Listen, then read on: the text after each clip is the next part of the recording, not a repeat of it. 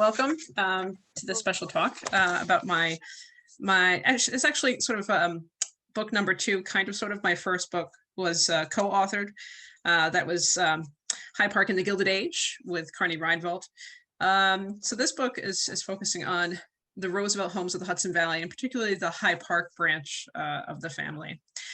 So yeah, like they were saying, I've worked at various historic sites along the river, so I kind of have had a chance to kind of spend some time in these various historic places and do a little bit further research on these places over time. I wanted to talk first of all about why I wrote the book, and I can't seem to move this presentation forward. Why not? It says I have control, but it's not letting me do anything.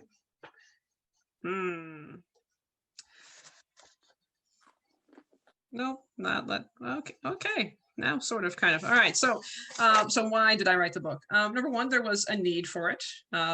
Back when I was a park ranger at the home of Franklin and Eleanor Roosevelt, visitors would ask all the time if there was a book that covered the history of the various other Roosevelt-related sites. And I had to tell them no, there was no such book thus far. There's plenty of places along the Hudson that have connections to the Roosevelt family, and nobody's really taken the time to put it all together in one book. Number two, I've been working in Roosevelt history since college. I not only worked at the Roosevelt home, but I also did a little bit of time at Wilderstein, which is another house we're going to be talking about in the course of the book. I also spent so much time when I was in college. Anytime that I was taking a class that related in some way to history, I would try to connect it to Roosevelt history immediately. This thing's moving random. This is going to annoy the crap out of me. Okay, let's try to keep going here. I hate Zoom with a passion. Other than the fact that this is pants optional, I hate it. So anyway, what was I saying? So when I was at SUNY New Paltz, I took on courses like, for example, I took a course on New York City architecture, which immediately allowed me to dive into the Roosevelt house that was on East 65th Street and is still there today. So we'll talk a little bit about that. And like I said, I also worked at Wilderstein, Springwood, Top Cottage, Val-Kill, and I got a sense of a little bit of feeling for all these places over the course of my college experience. And of course, why not write it? I'm not a park ranger anymore, so I have a little bit more freedom to research and write without having to worry about the National Park Service saying you can't write that, conflict of interest. So that's kind of nice. So let's go into the layout of the book. I don't know if any of you have copies of the book so far, but you can get them either at Barnes Noble or at historypress.com. That's totally doable. And once again, this thing does not want to move forward. So Teresa, I think you can move it forward for her. Okay, sure, yeah. Anyway, the layout of the book. I wanted the book to take the readers on a journey as if sailing up the Hudson and driving up the Hudson in some areas, from New York City to Albany. So I broke it down into 3 parts: New York City, Mid-Hudson region, and Albany. And each part is broken up into smaller chapters that look at various sites that are connected to the Hyde Park branch of the Roosevelt family. And for those of you who don't know, there are 2 branches of the family, of course. There's the Hyde Park Roosevelts and the Oyster Bay Roosevelts. That's Theodore Roosevelt's side of the family. They all go back to the first Roosevelt to come to this country from the Netherlands, Knaus Martensen van Roosevelt, way back in the 1600s. Can it move forward? Yeah, I'll do it for you. That's no problem. Okay. Is there any way I can just do a screen share and just pull up my own PowerPoint, because this is driving me nuts? There we go. I'm going to do my own screen share. How about that? Here we go. All right. Never mind the rush background. All right. So, can you guys see it? Yes. Yes. Okay, good. All right, excellent. So, how does one define home? You can feel at home in many different settings, as you will see in the book.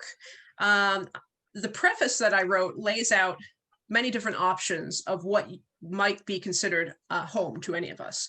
Places like where you were born, if you were one of those individuals not born in a hospital. It could be your family's center of business, right? Your main household. It could be a friend's house. If you got in trouble a lot as a kid and found yourself running away from home to hide out in your a friend's parents' basement, that's entirely possible. It could be grandparents' house. It could be your aunt and uncle's house. It could be church. If you're, going to church, you have a spiritual home, and sometimes that even brings a extra family members as well. So home, the definition of home is kind of broad in this book. FDR would reach out for love and affection, as did Eleanor, from various people in their lives, and they would head to their houses for comfort and solace from time to time. So we'll see that as we go through. So I should point out the photograph that you see here is actually Eleanor's final residence in New York City. This is 55 East 74th Street. So that very bed right there is actually where she died. But I'm not going to talk about that room because it's in the book. And you'll actually notice that I'm going to throw in lots of teasers in this, lots of images that'll make you go, oh, what's that? And I go, well, you have to get the book if you want to find out. So I'm not going to cover every single house in this book because, well, that's not fair. Then you'd have no reason to read the book. All right, we're going to start at the beginning with New York City. New York, of course, that's where many big money families got their start. That's where the Roosevelts begin. Most of the Roosevelts' residences from before the 19th century are long gone. Of course, New York City constantly grew, it morphed, it changed. But one place, one small piece of history is still there, and I think it's pretty interesting. And it's this image that you see right here in front of you. This is a fabulous piece of historic New York architecture, and it's connected to the Delano family, FDR's mother's side. And I should point out that FDR spent a good chunk of time at his mother's family's homes throughout the book, and there's a lot of Delano stuff in this book, so as you'll see. So this anyway is Colonnade Row. This is a grand townhouse, one of the grandest townhouse creations of the early 19th century. This Greek revival masterpiece is said to be the work of Andrew Jackson Downing, though that's kind of up in the air. It's had other claims in there as well. The row contained 9 townhouses that were built between 1830 and 1832. Each townhouse was 27 feet wide and contained 26 rooms. They were all connected by this fabulous row of Corinthian columns, as you see here, which were made from marble harvested in Westchester County. The Delano family moved into one of these townhouses in the 1840s after having established their first major fortune in the opium trade in China. Now that, of course, is another area that I focus pretty heavily on. And if you're ever interested, I have a whole other talk on the opium trade in China with the Delano family. It's fascinating stuff. Warren Delano and his brother Franklin Hughes Delano, and actually that's who FDR is named after, they lived side by side, and they lived alongside other big names like John Jacob Astor, Washington Irving. The Vanderbilts all had some of these townhouses in this row. Warren paid $10,000 a year in insurance, just to give you an idea. And that is almost $300,000 a year today. A small portion of the building still exists. It's on Lafayette Square in the NoHo district. So it's still standing to this day. Now, we're moving on a little bit further in time here, and up into the early 20th century. This is a drawing, cute little drawing from Sarah Delano Roosevelt. This was a Christmas present from her to her son and new daughter-in-law, Eleanor Roosevelt. She gave them a little note in the Christmas of 1905. Excuse me. And she wrote down, number and street not yet quite decided, 19 or 20 feet wide. So she's planning on giving them a nice little home. They had rented various townhouses in New York City, but Sarah wanted something more permanent for them. So she purchased some land between Park and Madison Avenue. There were two brownstone townhouses there at the time. So she actually had them torn down. And she wanted something more fancy, much more Beaux-Arts style. So she hired architect Charles Platt to come in and build something much grander. And he built this, which is actually not far off from the drawing, strangely enough. Platt built this massive townhouse, which is actually two townhouses combined. On the outside, it looks like one, but on the inside are two twin townhouses. Excuse me. When you walk through the front door, you enter a lobby of sorts. On the left-hand side is number 47. That's Sarah's apartment. And on the right-hand side is number 49. That's Franklin and Eleanor's. The house is connected in a few areas. There were matching dining rooms on the first floor that combined. So on the first floor, the dining rooms for both houses were actually bigger than the dining room that they had in the Hyde Park home. Only when they opened the doors in the middle to combine the two. Excuse me. So the house is also connected on the third floor to allow access for the servants to go back and forth from the various rooms. The Roosevelts also by the early 1900s, had a lot of kids in the house. Eleanor and Franklin would have 6 kids altogether, though 5 survived into adulthood. So you have maids and nannies and things running through, taking care of the kids as well. And of course, Grandma Sarah can be wherever she wants to be at any time. And Eleanor did not like that too much, but I mean, she did pay for the house, so I guess she can be wherever she really wants to be. This house is where FDR first came to recuperate after coming down with polio in 1921. This is where he would relaunch his political career after overcoming polio. This is where he began his run for the presidency. However, after he became president, this house would become less and less his stomping grounds. Eleanor preferred to steer clear of the house altogether. By the time the Roosevelts were in Washington, Eleanor was visiting this house very, very rarely. She actually had other places, other apartments in New York City. And like I said, if you get the book, you will learn all about those. Sarah died in 1941, and Eleanor and Franklin, put the house up for sale almost immediately. Hunter College purchased the house for $50,000. Now, it should be noted that Sarah had paid nearly $250,000 back in 1905 for the land, the demolition of the brownstones, the construction of the house. So times had clearly changed. Were quite tough in 1941. Hunter College still uses the house today. And in 2010, there was a major renovation project to the house to restore it and also make it more of an education center. The project cost about $24 million. So it's quite a neat place. You can actually go there and tour when we're not in the middle of the pandemic, that is. So we're going to head into the Mid-Hudson region. And like I said, there's a lot in New York City. There is, but you have to check out the book. The first place we want to take a look at is Algonac. This is in Newburgh, just north of Newburgh. The Delano family called this home Algonac, and this is Warren Delano's estate. Now, as I mentioned, he made his large fortune in the opium trade and tea business, and he had his townhouse in Manhattan, as we saw. But like many city dwellers, he wanted a home in the Hudson.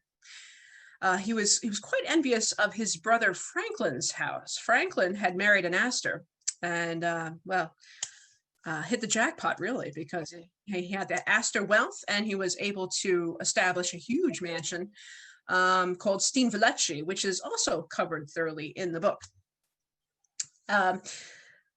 Franklin helped Warren look for a house of his own on the Hudson, and he finally settled on the Higginson farm just north of Newburgh. The Higginson farm needed a lot of work, so he hired Newburgh architect Andrew Jackson Downing and Calvert Vaughn also as well to come in and improve the grounds and expand the house to what you see here, this lovely Italianate mansion. Oh, and I just have to point out a very clear statement. We were talking before this this whole lecture got underway of the importance of our dogs in our homes, and I just had to point out the Jack Russell hanging out in the front yard of the Delano estate. Well, you can't. One thing's for sure: a house is not a home without a dog. The Delano family also filled their house with treasures from China, as you see here. This is a very rare interior view of Algonac, the parlor. There are 3 Delano girls sitting there, as you can see, enjoying some reading. One of the great pieces within the FDR library archives is a collection of diaries known as the Algonac Diaries, mostly kept by Mrs. Catherine Delano. And they're very detailed on the life that was led inside this house, and mostly filled with joyous accounts of parties and weddings, and with the small exception of the one mention of the horrible death of Laura Delano, who burned to death in the house. She was using a curling iron, and she knocked over an alcohol lamp beside her, and her dress went up in flames, and she ran to the house screaming and dying a horrible death. And that, strangely, of all the wonderful things that are in the Algonac Diaries, that is in there, and it's written in very gruesome details. It's a little disturbing, but there it is. The Victorians handled death much better than we do. The wedding ceremony of James and Sarah Roosevelt was held here in 1880. FDR came here frequently as a child, even bringing his new girlfriend Eleanor to the house for many visits. And the house saw quite a bit of Roosevelt history on top of Delano history. Now, sadly, the house, which had been the central hub of Delano family activity, burned almost entirely on a cold March Sunday in 1960. These are the sad remains of the house here. They went ahead and rebuilt it within a couple of years, and you can see this is more or less what it looks like today. The house, they tried their very best to build the house on the original footprint, but there wasn't much left that they could use. So anyway, the Delano family sold the house in the mid-20th century. Today, it's surrounded by all these modern houses that have been built up, but the original gatehouse is still standing there. This is beautiful brick gatehouse right on Sharon Drive as you're going into this area in Balmville, just north of Newburgh.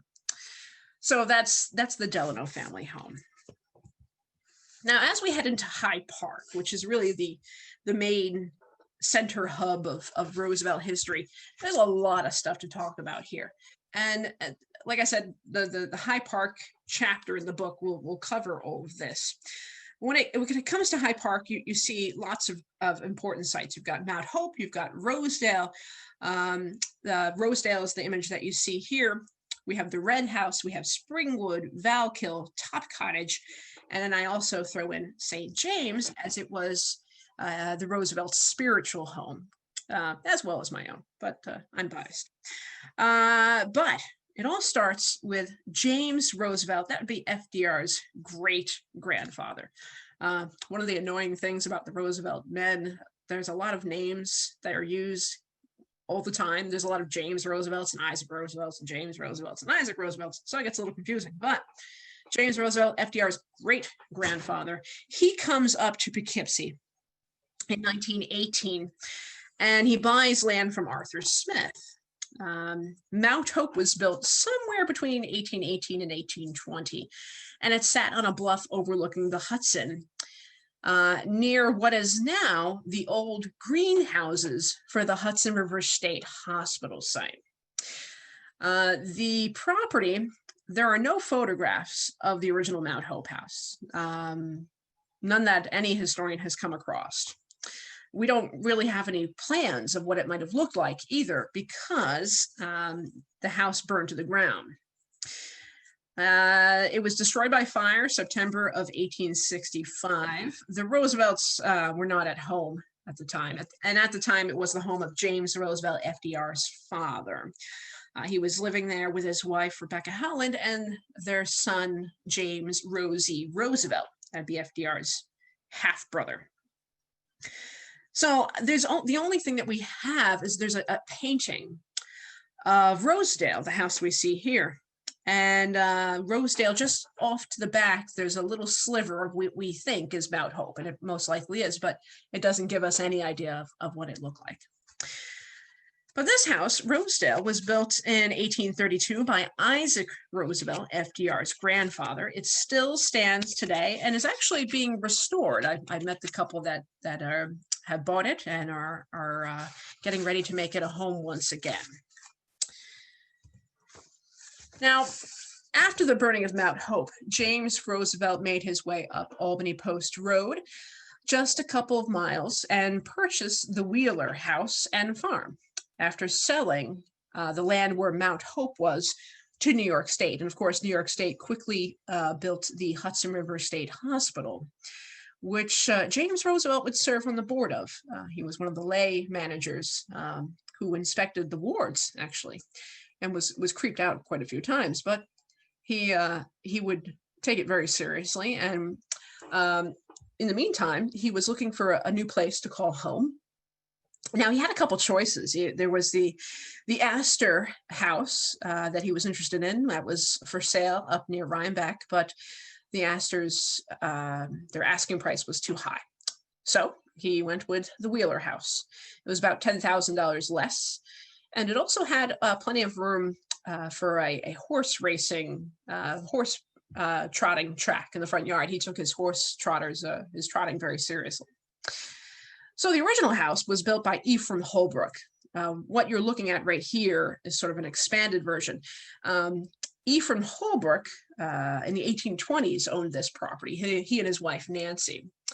And actually, if you ever visit the Dutchess County Historical Society, the Clinton House, when you walk in through the back door, which is their entrance, to the left, there are two portraits up on the wall in the main hallway. And that's Ephraim and Nancy Holbrook, the original owners of this estate. They had a huge garden and a nice little cozy house. So the Wheelers, actually, the ones that expand the house to what you see here in the 1850s, which includes this three-story tower in the south end. James Roosevelt, he moved in with his wife, Rebecca, and their son, Rosie, in 1866. And about 10 years later, his wife, Rebecca, dies from heart failure. She's only about 45 or so. By the 1870s, James had purchased more land to add to the estate, including the Boreal property, which was just to the south. And that included a red clapboard house, which is now known as the Red House. And he gave that property to his first son, James Roosevelt. Now, James married Sarah Delano in 1880. And when she moved in, the house was pretty well decorated the way Rebecca Howland had decorated it. And she pretty much left it the way it was. She didn't make any major alterations to the house. I like to show this interesting interior image right here. This is the snuggery, as Sarah called it, before the 1915 renovations to the house. This in 1915, when they started making some major alterations, this room would be essentially cut in half to allow for a hallway into what's now the southern living room library portion of the house. FDR was born in the room directly above this room that you see here.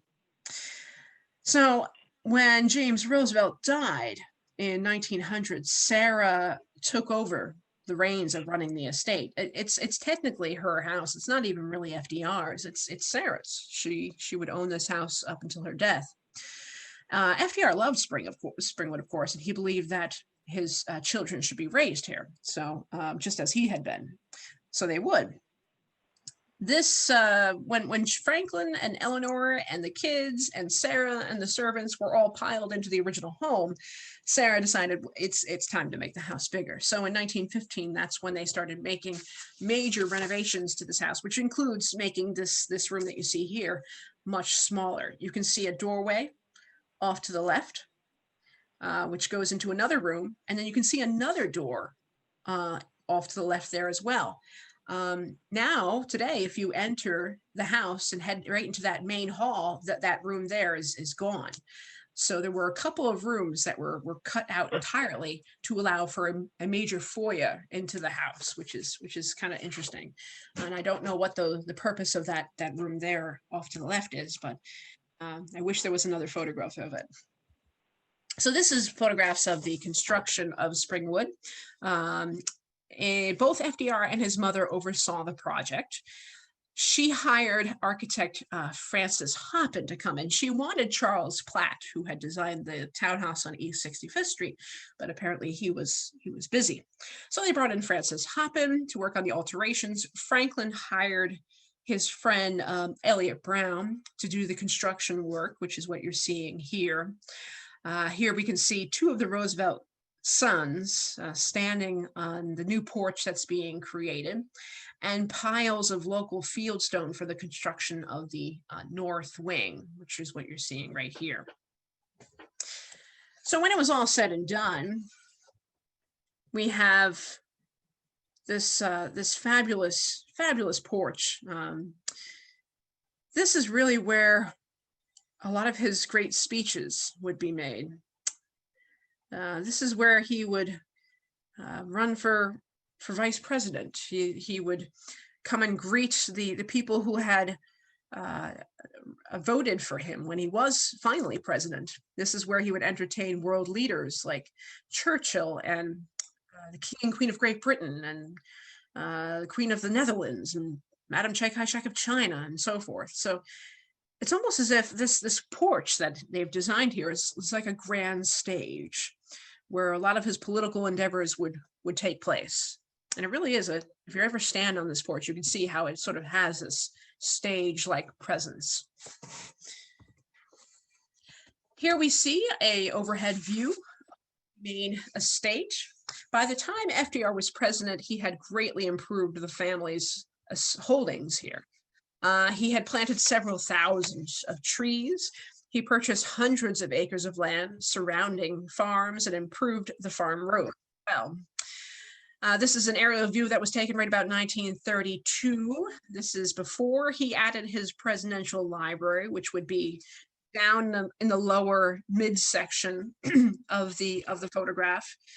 FDR was well aware of just how important he really was. And he was also well aware of the history of his family and that his collections were a bit much. I mean, the guy was a little bit of a hoarder. So he had amassed this rather large collection of documents and books and paintings and ships and birds and stamps. I mean, just so much stuff. And he actually addressed the Library of Congress, and they said, we don't have a place big enough for all your stuff, Mr. President. So that's when he decided to create his presidential library museum. Now, of course, there's a small problem. This land the land right in front of his mansion here is not really his. Some portions of the estate is land that he specifically owns, but the land where he wants to build his library is actually his mother's land. So he does have to kind of make sure it's cool with mama before he goes ahead and builds his presidential library. He also spoke with his mother about donating the family home to the government. And she agreed. She actually thought it was a good idea. So right about that time, right about July 18th, 1939, a joint resolution was made to allow for the acceptance of the Roosevelt home to become a national park. So that's before Sarah dies. It is essentially, when she dies in 1941, it becomes part of the government. So FDR technically never owned this house. Now he dies on April 12th, 1945, and the family takes a little bit of time to get the house ready, but they're pretty much vacated it by November of that year. They took a couple of knickknacks here and there, but for the most part, they left the house intact. Now, it should be noted that not all of the estate was given to the government. Much of the land went into a trust, which was overseen by his sons and his lawyer partners, some friends of his. And much of the land across Route 9 would be developed. For example, Elliott Roosevelt builds the Roosevelt Cinemas right across the street from the home of FDR in 1949.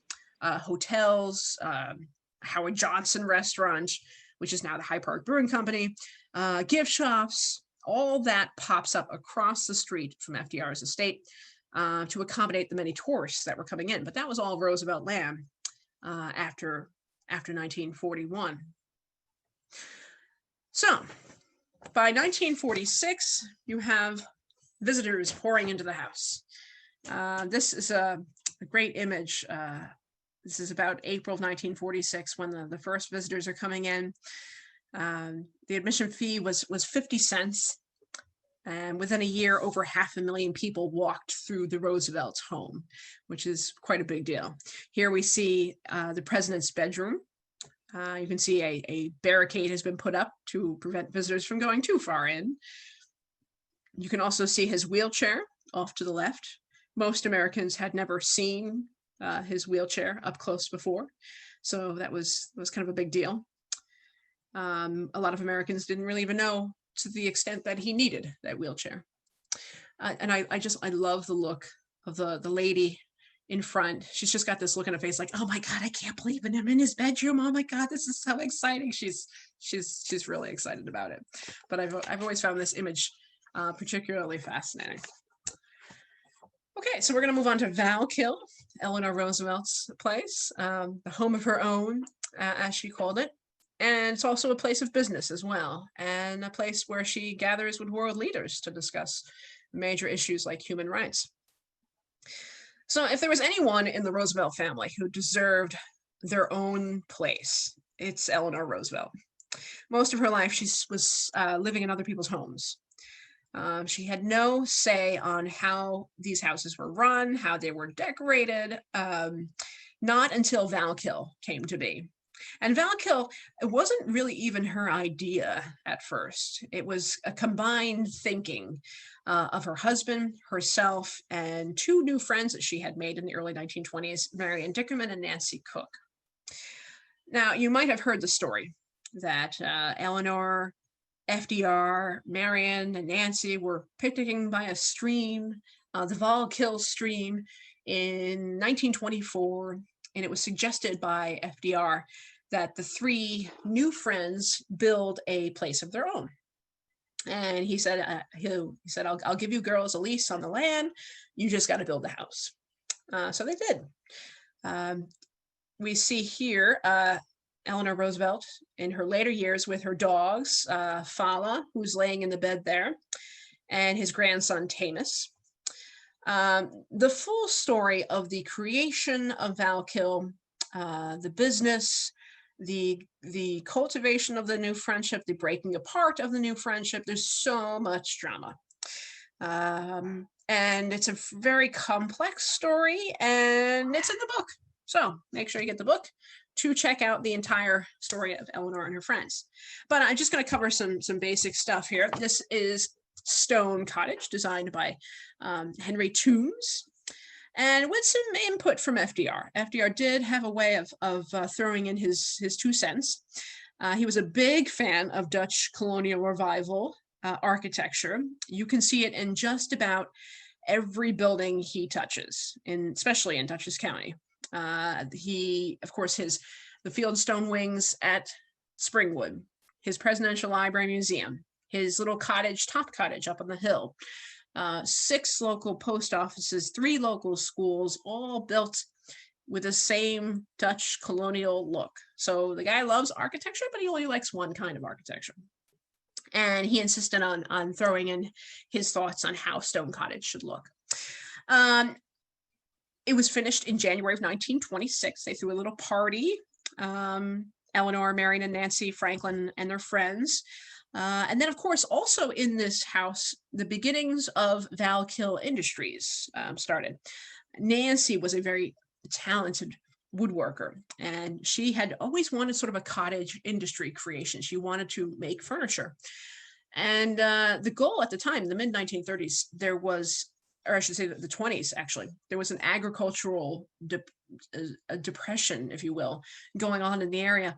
And farmers had fallen on some hard times. So the idea was to bring in some local farmers and teach them some self-sustainable crafts like furniture making and pewter and tinsmithing, and some weaving on the side as well.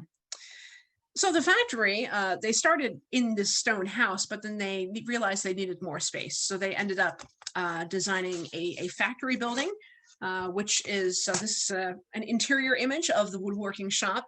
The factory would be built behind Stone Cottage. You know, it was a great idea, but the timing was off. The Great Depression would kind of hit the business pretty hard. And by the mid-1930s, they weren't making any money, and they really weren't doing what they had hoped to do, which was teach local craftsmen. So by 1936, the factory building began morphing into a home. Somewhat shared space, really. Part of the factory building would be an apartment for Eleanor, and part of it would be an apartment for her secretary, Melvina Thompson, and her partner, Tommy. Or I should say her nickname is Tommy. Henry Ostinger is her partner. So the house itself is technically, like I said, a shared space. And this is the image, of course, that everyone knows today as Val-Kill. And it's interesting, as a park ranger, when visitors would come to the site and they'd look at the stone cottage and they'd look at the factory and they'd say, which one was Val-Kill?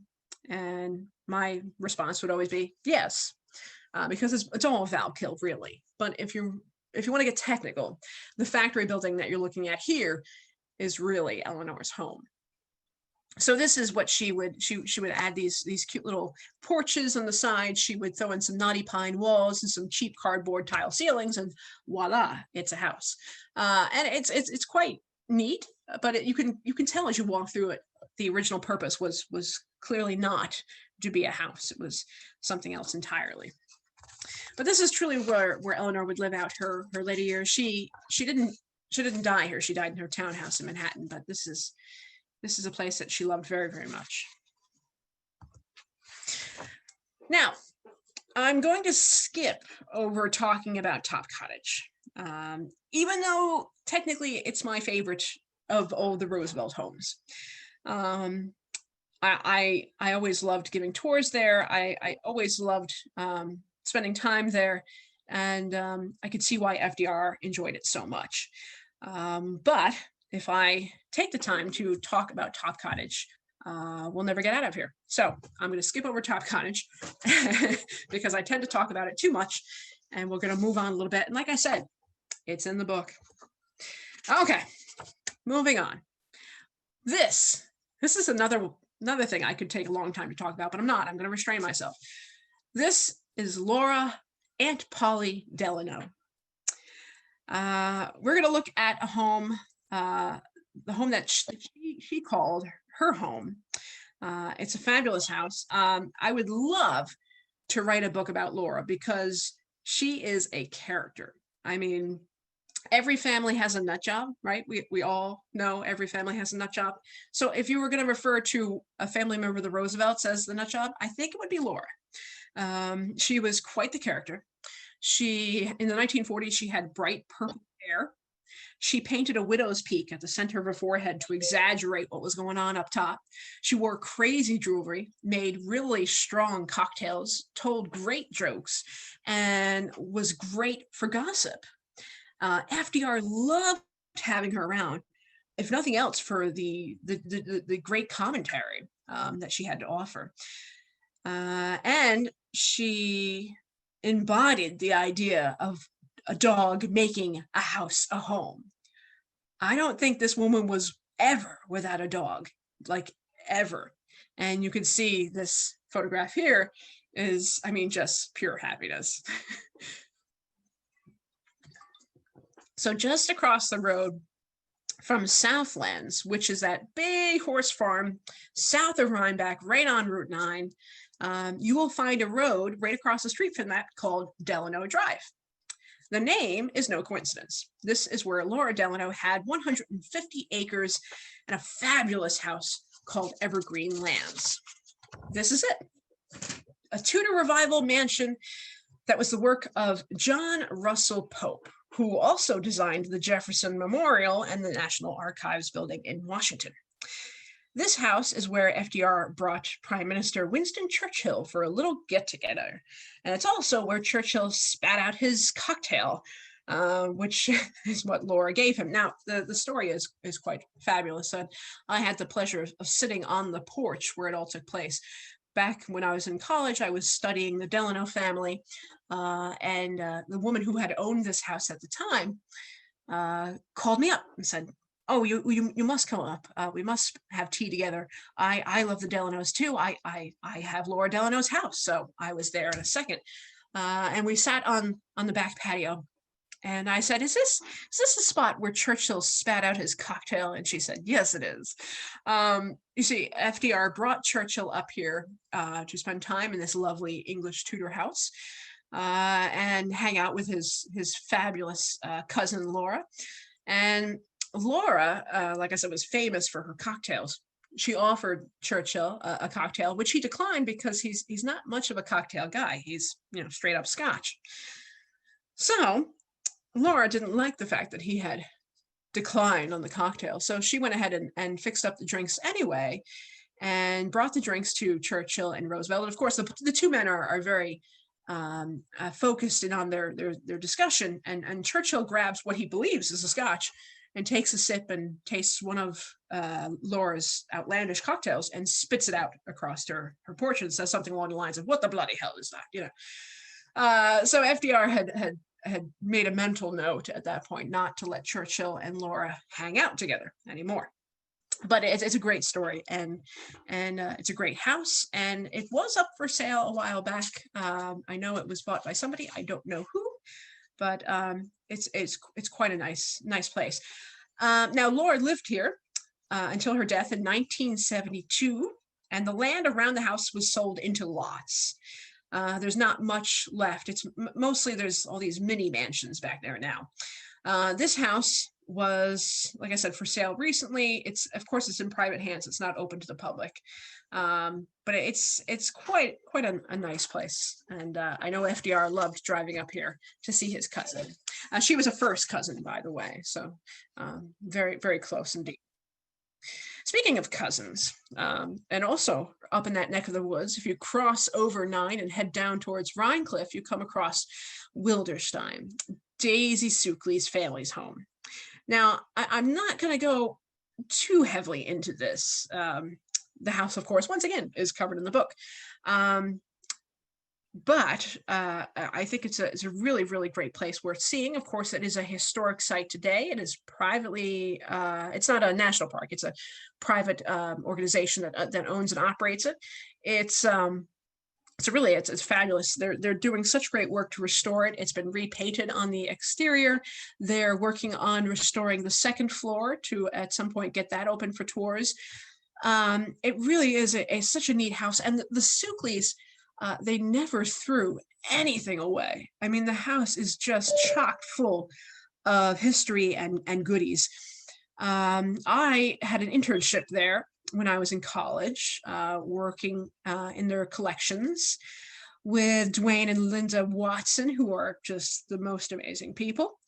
And it was kind of neat walking upstairs up to the tower to her bedroom, which is normally not part of the tour. And I definitely got this sort of fangirl sense, if you will, because you looked around the room and everything was FDR. And all you can think was, man, this girl had a serious crush on FDR. I mean, they're cousins, but very, very distantly. So it's a very neat house. It's well worth seeing. It was designed by a local architect named Arnott Cannon Jr. He was from Poughkeepsie. Arnott Cannon designed several buildings in the area. And actually, if you go on YouTube, on the Poughkeepsie Public Library's YouTube page, you can find a little mini documentary that I made of Arnott Cannon's architecture. And this house, of course, is included in that. Arnott and his two brothers, Cornelius and George, they did the construction work on it, and he designed it. The house was built in 1889, although technically it's a remodel of an older house that's kind of underneath it. So there was a house here, and then the Stuckleys expanded on it and made it what you see today. As I mentioned, FDR spent a lot of time here hanging out with Daisy, and she was his confidant. She was the one person in the world he could tell her anything. He could talk to her about anything, and she would keep it quite secret. She's also the one who inspired him to build Top Cottage. So there's quite a nice backstory there. And for another good read, you should check out Jeffrey Ward's Closest Companion, which looks at the relationship between Daisy and FDR. Now, I'm going to move a little bit forward here and show you two photographs of two very different places that are well worth examining. Now, I said I'm skipping over some pretty neat places simply because we don't really have enough time to do all the sites that are in the book. We don't have enough time to do everything justice. And like I said, you have to see the stuff in the book. For example, the photograph up on the left-hand side is the grand staircase at Steen Vellecci, which is a fabulous, fabulous house. This was the Delano residence. If you've ever gone walking at Poets Walk, just north of the Kingston Rhinecliff Bridge, this estate is right in there, right next to Poets Walk. Of course, this was Astor property, and Franklin Hughes Delano married an Astor and had plenty of money to build a grand mansion. So that house is covered in detail in the book with some never before seen photographs. And I'm very grateful for the use of the photographs. And I'm going to forget the name of the fellow who lent me the photographs. And I don't want to do that. Oh no, I forgot his name. That's going to drive me nuts. But anyway, he took some great shots of Steen Vellecci, and there's a couple of them in the book, including one on the back of the book that shows a sort of a bird's eye view of the mansion. On the lower right-hand corner, we have Oak Terrace. And Oak Terrace was where Eleanor Roosevelt grew up after she was orphaned by the age of 9.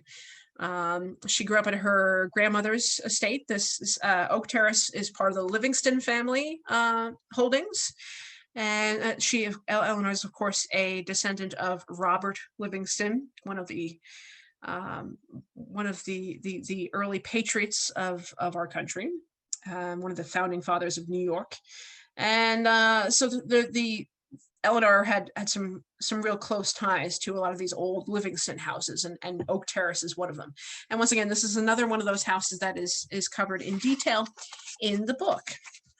We're going to head up to the state capitol. Now, we have to remember that FDR actually lived twice in Albany during his career, once as a state senator and again as governor of New York.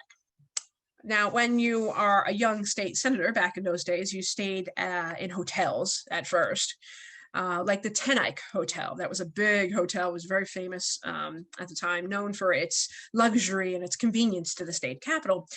At first, when FDR was a young senator, he rented rooms for $45 a week.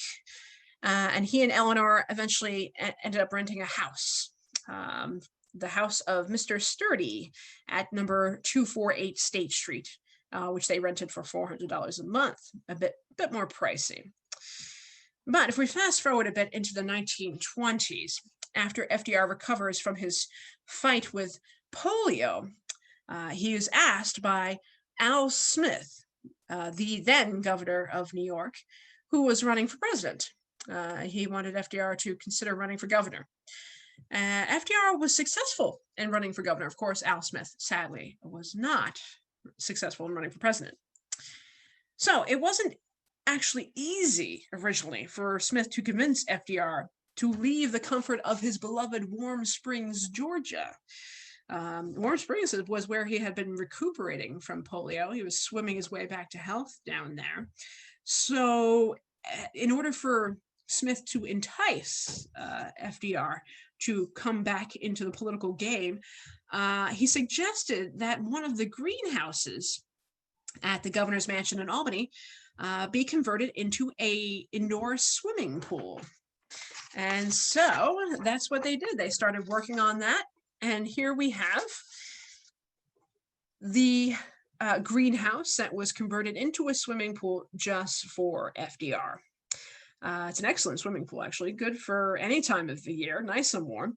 FDR had actually, they started working on converting the greenhouse into a swimming pool before FDR became governor. And FDR came in and he had to argue that the cost, it was costing much more money to maintain the greenhouses each year. So the pool made much more sense for the taxpayers' money. The pool continued to be used until Governor Nelson Rockefeller came in, and Rockefeller filled it in and turned it back into a greenhouse. However, by 1988, Governor Mario Cuomo decided to have the pool restored back to the way FDR had it. Luckily, all they had to do was pull up some boards, and the pool was pretty much still there intact. And it remains today. So when it came to spending money in the governor's mansion, some things needed to be done. Now, Al Smith, the previous governor, and his family had lived in this mansion for a pretty long time. He had served as governor from 1910 to 1920, and again from 1923 to 1928. Elliott Roosevelt, FDR's son, shared his humble opinion of the house, the governor's mansion, by the time the Roosevelts moved in. He said, quote, "The mansion seemed as if it might have been haphazardly assembled to serve as the classic house on Haunted Hill, popular in any number of Hollywood's spine tinglers." And he would know a thing or two about Hollywood because he married a Hollywood actress and owned some movie theaters. So he was a Hollywood guy. He then went on to say, quote, "Our new home showed obvious signs of paranoia in its confusion of turrets and towers, balconies and chimney stacks." And he claimed that the Smith family had hired a decorator from Bloomingdale's in New York City to make the house look as if it were a high-class New York City hotel. Eleanor had to ask the Smiths to take their zoo with them. The Roosevelts already had 2 dogs when they moved into the governor's mansion: Major, a German Shepherd, and a Scottish Terrier that belonged to Eleanor named Maggie. Inside the Smith family zoo, which was located on the grounds of the mansion, there were bear cubs, 3 monkeys, assorted elks, foxes, raccoons, and at least 1 tiger. The Roosevelts also had an elevator installed for FDR in his wheelchair, which is still in use today. Though the governor's mansion actually suffered a fire during the Rockefeller era, it was quickly restored. And there are a few Roosevelt treasures inside the house, the mansion today. And of course, the house is still used as the governor's residence. And oh, look, once again, a dog is living in the governor's mansion. I went up to tour through the governor's mansion. I got a private tour with the guide up there, Stuart Lehman. Stu's great. I mean, he knows everything. And he was nice enough to show us through. We did hear the dog bark when we visited the mansion, but didn't get a chance to see him. I heard him bark, did not see him. So anyway, while there may be no place like home, as they say, it is quite possible to feel at home in many places. And for public servants like the Roosevelts, as you have seen, there were plenty of places along the Hudson Valley where they could count on, they could really count on to feel at ease and to feel like they belonged, and also to get some loving from their dogs. Even modern day historians need loving from their dogs, as you can see here from my two angels, Mocha and Daisy. So anyway, on that note, I'm happy to take any questions.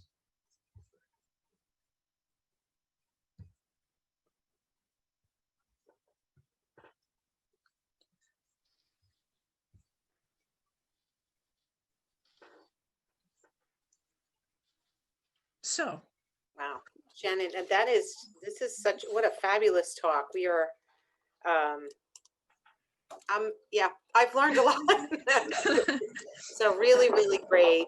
Unfortunately, we capped out at about 100 people. So luckily we did record this presentation and are able to share it over and over and over again. So I actually may watch it a second time.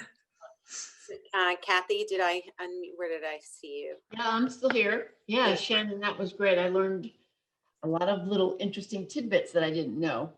Oh, good. Houses that I want to go visit. I want to thank you very much for your time. And I think we had a few questions on chat, but I think they were answered as we went along. Okay. So I would like to thank Greenway, who has given us a grant to make these lectures possible. And if anyone's so inclined, you can certainly text to donate at the Walkway Friends organization at 91999. And if there's no other questions. Oh, I do see a couple of questions here. Oh. Let's see. Oh yeah, great. Yes. Oh, I see. Someone asked, did FDR maintain special connection with the Netherlands? Absolutely, he did. Yes. He was very close with Queen Wilhelmina of the Netherlands, who he entertained right in Hyde Park. He actually asked his reverend to forgive him on that Sunday. He decided to take the Queen to the Dutch Reformed Church in Hyde Park, as opposed to his standard St. James, where he always went to church. He thought that the Dutch Reformed Church would make more sense for the Dutch Queen. So he did absolutely maintain a special connection with the Netherlands, and he took his family research on the early history of the Netherlands, the New Netherlands Roosevelt connection, very, very seriously. So yes, as the old saying goes, if you're not Dutch, you're not much. And yeah, he took that quite seriously. Another question here, Shannon, is were there any modifications made to the homes that took into account his condition with polio? Okay, so yeah, just a couple of small things. They did install railings on the front porch of the house, which are still there today. There were a couple of ramps in the house, one that was removed if visitors were coming over, and one that was sort of a permanent ramp up on the second floor landing. He had a dumbwaiter in the house that was manually powered. He would pull himself up on the ropes and pulleys. He did not like electric elevators too much. I mean, he'd use them if he had to, but he had this terrible fear of fire. So electric elevators didn't quite sit well with him. He could get stuck in them, while a counterweighted dumbwaiter, he could control himself, and that's what he preferred. Other than that, not too many alterations to the house, really. It was, I mean, technically speaking, probably not the most handicapped accessible of buildings, which I think is also why he built Top Cottage, because Top Cottage is all flat one level, nice and easy, wide doorways and hallways. There's no thresholds going from door to door. It's all nice and easy all the way through. So that is much more handicap friendly for the president. I think that's really what he was hoping to retire and live in his later years. Oh, that's great. Another one is Val-Kill part of the national park? Yes, it is. Val-Kill had to be purchased by the Park Service because it was after Eleanor died in 1962, her son John took over the property and lived there, and then he rented out parts of Val-Kill. There's people still alive today who lived in Eleanor's house when it was apartments in the 1970s. And then by the 80s, it was sold off and almost demolished, but luckily it was preserved, and it's now a national park and is part of the Roosevelt-Vanderbilt National Historic Site in Hyde Park. And it's well worth visiting. Like I said, when the pandemic's over and we can visit historic houses again, I'm going through withdrawal. I haven't been inside a historic house in ages, and it's killing me. So yeah, it's well worth a visit